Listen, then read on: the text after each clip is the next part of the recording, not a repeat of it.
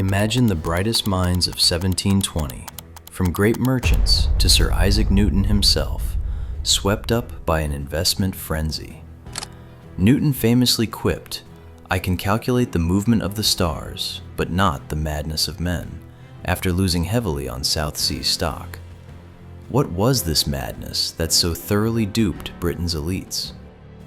In 1720, the South Sea Company promised gold and glory, a government-backed trading monopoly in the Spanish Americas, in exchange for Britain's huge war debt.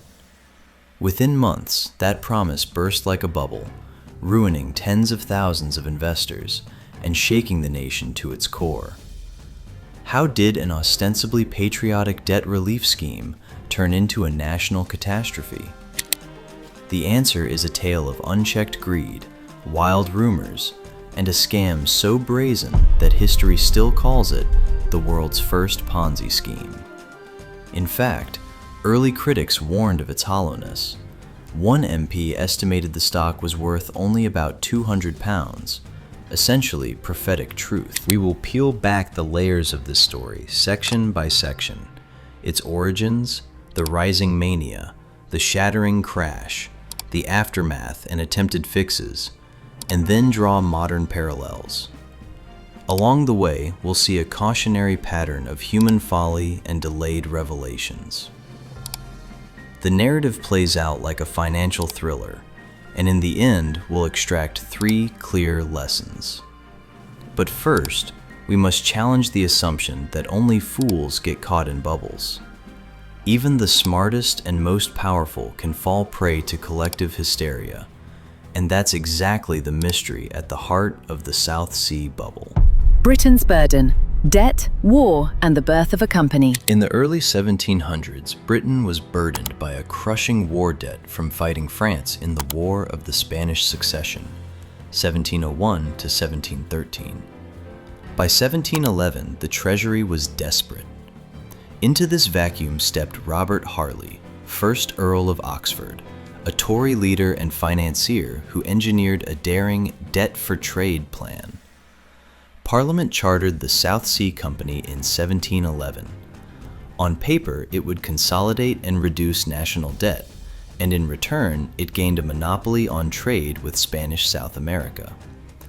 Under the 1713 Treaty of Utrecht, Britain won the so-called Asiento, the exclusive 30-year contract to ship African slaves to Spanish colonies, and Harley promptly sold this monopoly to the South Sea Company for £7.5 million.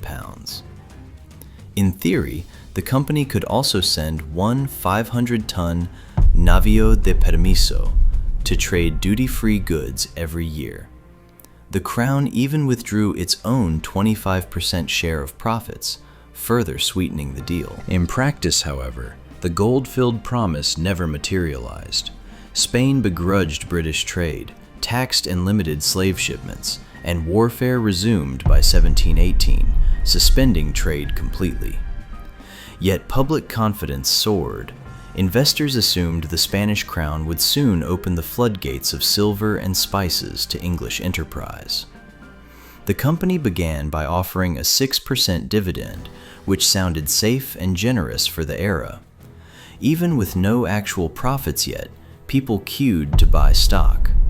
By 1718, King George I himself took the company's helm as governor, a symbolic endorsement that sent share prices surging.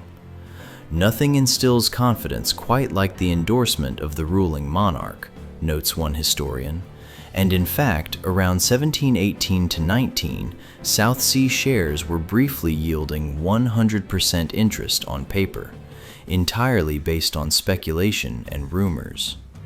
The company was literally buying and selling its own shares to simulate profits, and even bribing insiders to keep demand high. South Sea House Dividend Hall, Etching, 1810. Investors met here to trade stock amid dreams of fabled American riches. In reality, in spite of the company's lack of trade or actual commercial value, speculators continued to invest with expectations of future profit. The stage was set. a country drowning in debt and a company with grand privileges but scant real earnings. Underneath it all, legal tweaks were happening. British bondholders began swapping annuities for shares, trusting that London could magically turn debt into treasure. Sounded clever, but it was built on a fragile foundation of hope rather than hard commerce. A few voices saw through the scheme. William Aislabie, the Chancellor, and pamphleteers like Archibald Hutchison warned that the stock was grossly overvalued. Hutchison pegged its true worth at about £200 per share, a fraction of its coming peak. But in 1719, the alchemy of credit and hype overtook caution. By early 1719, the South Sea Company had convinced Parliament to let it assume more debt. Inspired by the French Mississippi scheme of John Law, the directors proposed to swap out the entire floating national debt, tens of millions of pounds, for company stock. Parliament agreed in April 1720, and money flooded into South Sea shares. The mechanics were perverse. Bondholders and annuitants could convert securities into SS stock, and the higher the stock price climbed, the more the company stood to gain. Insiders even granted themselves options to sell shares back at future market prices. It was a self-reinforcing frenzy. The result was astonishing. In January 1720, the stock traded around £128 per share. By July, thanks to wave after wave of new speculators, it was roughly £950, nearly an eightfold jump. One study of historical bubbles notes the same surge, from £125 to £950 in just 7 months. By August, the price briefly reached £1,000. During these months, ordinary citizens and gentry alike poured in life savings on promises of untold riches from slave-run gold mines and Caribbean trade routes that, in truth, barely existed. Even savvy professionals blanched at the profits whirring off the conveyor belt of hype. To feed the mania, the company and its allies spread tall tales. Public announcements spoke of a fund of credit worth £70 million backing expansion. Glamour newspapers reported that South Sea directors were befriending prime ministers and aristocrats by distributing free shares, literally handing out opportunities that magically grew overnight. One pamphlet called it the first financial Ponzi scheme, as the only profit was made by those at the top of the loop. Hundreds of other joint stock ventures sprang up in London to cash in on the craze. Everything from hair trading companies to perpetual motion corporations. The frenzy was unchecked. Share price of the South Sea Company, January to July 1720. A meteoric climb and, beyond the right end of this chart, the impending crash. By mid-1720, one could say the entire economy was humming on speculation. The Bank of England had even offered a competing debt conversion plan, but it was outbid by South Sea schemers. Parliament quickly brushed aside rivals and codified the company's power. Both major parties, Whig and Tory, fell under its spell. Even King George's mistress and a dozen cabinet ministers quietly accepted share options. They stood to make hundreds for every pound the stock rose. With insiders on board, public trust, or at least inertia, carried it higher. As one contemporary wrote, England was caught up in a speculating frenzy, which, in hindsight, should have been taken as a dire warning sign. Act 2. The Delusion. Peaks and the crack appears. Late summer 1720. With the stock soaring, everything seemed rosy, until it wasn't. By late summer 1720, the system's flaw became obvious. There were no real profits to sustain these wild prices.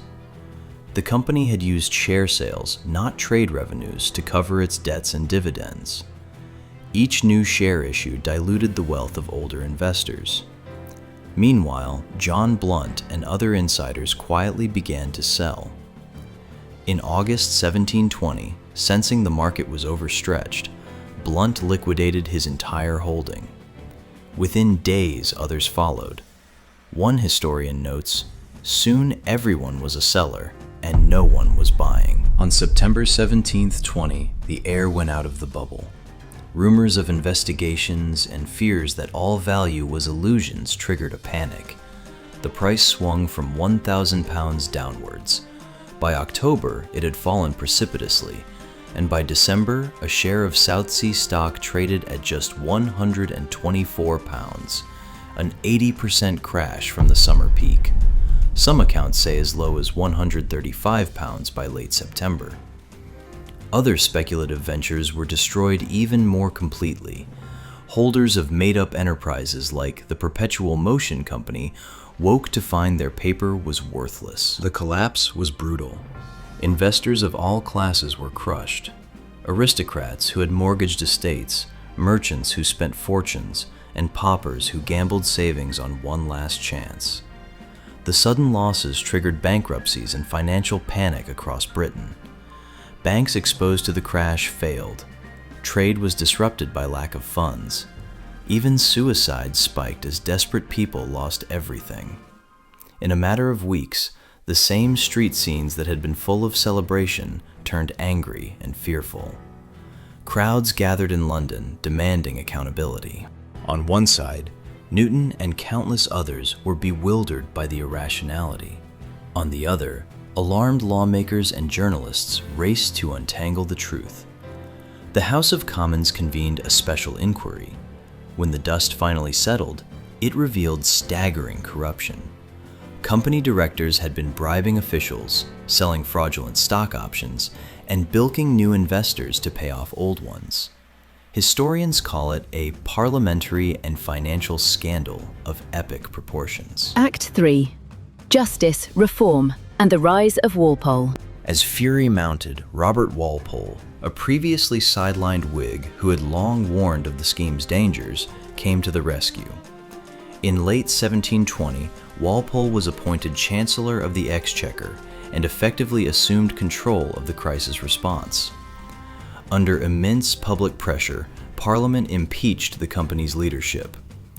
All 33 directors were ousted, and on average, 82% of each director's wealth was confiscated to compensate creditors and victims.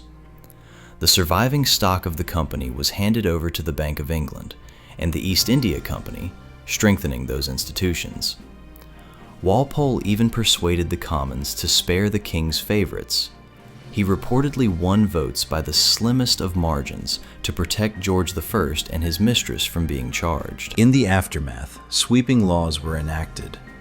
In June 1720, ironically before the crash fully hit, Parliament had already passed the Bubble Act, forbidding the formation of new joint stock companies without a royal charter. This measure, driven by panic over rampant scams, essentially stalled new public share companies for decades. After the crisis, any lingering South Sea Company business was wound down. By 1750, it had lost its special privileges, and by 1807 was stripped of all exclusivity. Technically, it lingered in paper form until 1853, but its grand trading days were over. Public confidence needed rebuilding. Walpole's steady hand in stabilizing credit made him a national hero. He delivered a pamphlet to Parliament noting that while enormous fortunes were lost, those who had gambled and bet correctly or been tipped off by insiders actually made a fortune. Indeed, not everyone was ruined. The treasurer, Thomas Guy, sold early and used his gains to found Guy's Hospital. Many bankers and politicians had quietly profited. Some had even taken bribes from the company.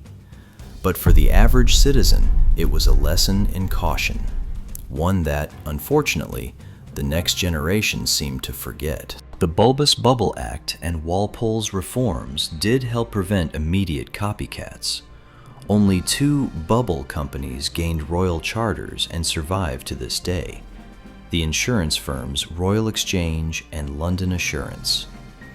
Otherwise, the nation was left bruised but more aware of unchecked speculation. Newspapers and cartoons, most famously William Hogarth's South Sea Scheme engraving, memorialized the folly as a moral warning. Even Thomas More later penned verses comparing stock bubbles to fragile soap bubbles. Act 4. The modern echoes of 1720. The South Sea bubble left an enduring template: boom, hype, collapse. Shockingly, financial history repeats these patterns. For example, the late 1990s dot-com bubble saw something eerily similar. The Nasdaq stock index soared 600% between 1995 and its peak in March 2000, only to crash 78% by 2002, wiping out the entire gain. Likewise, the US housing market in the mid-2000s doubled in price and fueled a boom, then fell by about 20% from its peak 2006 into 2009, sparking a global recession. Recently, even cryptocurrency mania has mirrored 1720's frenzy. In 2021, the price of Dogecoin, a meme crypto, surged 20,000% in just 1 year, then plummeted 93% as the euphoria faded. Bitcoin raced to record highs above $64,000 and then fell dramatically. By late 2022, major news outlets were blunt. The crypto bubble had definitively popped, taking with it billions of dollars of investments made by regular people, pension funds, venture capitalists, and traditional companies. Regulators even warned skeptically. The UK's Financial Conduct Authority told investors in January 2021 to be prepared to lose all their money in crypto assets. The parallels are clear. Each cycle involves impossible promises of wealth and the same emotional drivers. As one modern commentator notes, today's cryptocurrency hype feels uncannily like 1720, promoters making what a historian called impossible promises about riches in the new world. Recently, even cryptocurrency mania has mirrored 1720's frenzy. In 2021, the price of Dogecoin, a meme crypto, surged 20,000% in just 1 year, then plummeted 93% as the euphoria faded. Bitcoin raced to record highs above $64,000 and then fell dramatically. By late 2022, major news outlets were blunt.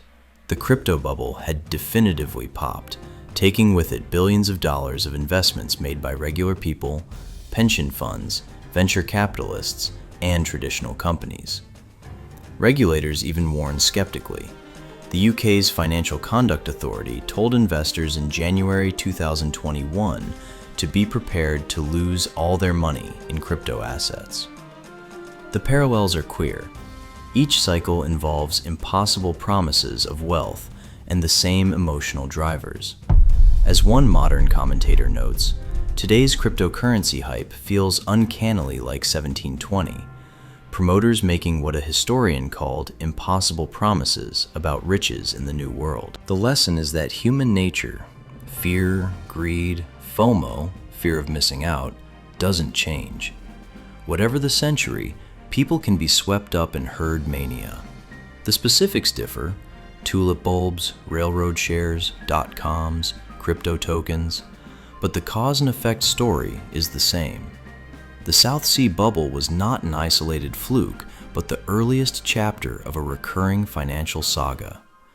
By studying it closely, we start to recognize the warning signs: sky-high valuations, celebrity endorsements, exotic new ventures, debt-fueled investment, and general euphoria. In 1720, the scheme was government-backed and presented as debt relief for the nation. Today, it might appear as cutting-edge tech or alternative assets, but in spirit, the playbook is unchanged. Beware too good to be true promises. Every grand scheme that guarantees huge profits with no clear source should ring alarm bells. The South Sea Company was hailed as Britain's salvation, yet it ended in ruin. Analysts today often cite 1720 as the archetypal Ponzi scheme. The only profit was made by earlier investors at the expense of later ones. Always question whether a business is truly generating value or just spinning its own stock. Even the brightest can be fooled. Newton, Nobel-worthy economists, and powerful politicians all got swept up in the 1720s hysteria. Don't assume intelligence alone protects you from groupthink. Study fundamentals and be wary of crowd psychology. When everyone around you is euphoric, remember Hutcheson's voice in 1720. The actual value is 200 pounds. History rhymes. Study it to avoid mistakes. Bubbles follow predictable paths. The South Sea bubble taught regulators and investors a hard lesson, but humanity keeps forgetting it. Modern episodes, from dot-coms to cryptos, share the same DNA. As historians note, cryptocurrency mania has been compared directly to South Sea mania. Understanding past scams helps us spot future ones. In practical terms, that means diversifying investments, doing rigorous due diligence, and being ready to step back if rationality gives way to mania. Above all, remember that financial markets are ultimately driven by people. They can be logical, but they can also be wildly irrational. The South Sea bubble is a dramatic warning that bubbles can form when unchecked enthusiasm overrides reason. The more we learn about this 1720 disaster, the better we can guard against the next one. Only time will tell where the next bubble lies hidden, but history suggests it's probably hatching right now in some corner of the globe. Thank you for joining this deep dive into the South Sea bubble. If you found this story compelling, like this video and subscribe for more history and finance investigations. Leave a comment below on what modern bubbles you think history might be repeating. Stay curious and stay cautious.